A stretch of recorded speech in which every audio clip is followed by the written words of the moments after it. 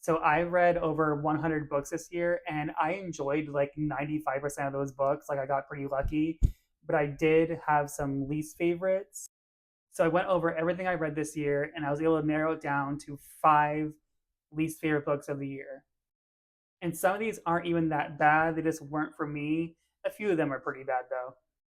And obviously, no hate at all to any of the authors. And just because I didn't like it doesn't mean that you won't like it, but this is just my opinion.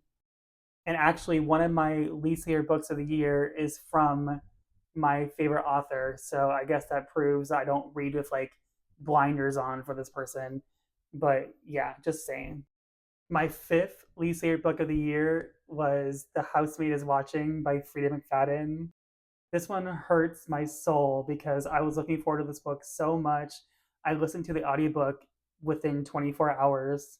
The Housemaid was the book that got me back into reading, by the way. She made some big swings in this book that just didn't really work for me, like starting with the fact there's a 10-year time jump. The first two books in the series have like a big plot twist like halfway through. This book has like no plot twists at all. Honestly, this basically just makes the list because it's my most disappointing read of the year. My fourth least favorite book was The Guest by B.A. Paris. She also wrote Behind Closed Doors, which I read years ago, which a lot of people have read this year, and that book is batshit crazy. This book is nothing of the sort. Basically, this family friend shows up as a guest at their house, and then they just never leave, and that's it. This is a thriller where nothing thrilling happens at all. This was one of the first arcs I ever got approved for on NetGalley, and it took me like 3 months to get through because it was boring. Skip it.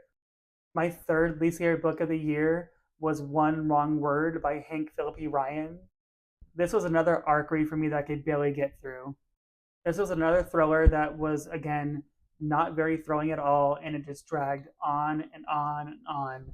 And it was only like 400 something pages. It wasn't even that long, but it felt like it was 800 pages.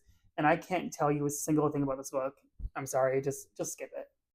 My second least favorite book of the year was The Haunting of Ashburn House by Darcy Coates. This was my first Darcy Coates book, and it was recommended to me over and over again for Halloween season. How can a book with haunting in the title not be spooky whatsoever? People said this was good, and I just don't get it.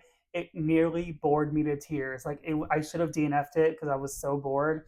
And honestly, you just hear about the main character making tea over and over again. Like what was that? I can't really tell you anything about this book because I basically wiped it from my memory when I finished it. And people tell me all the time that Darcy Coates is amazing, so maybe this just wasn't the right book to start with. Before I get to my least favorite book of the year, I want to do a dishonorable mention.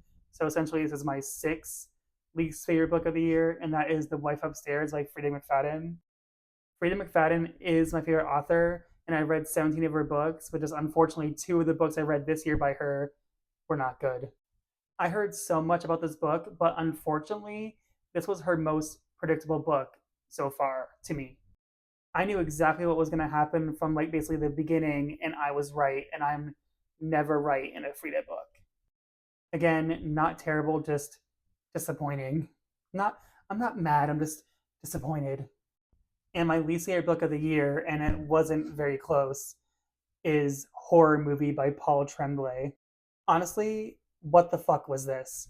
Because how do you write a book called Horror Movie and not have it be scary at all?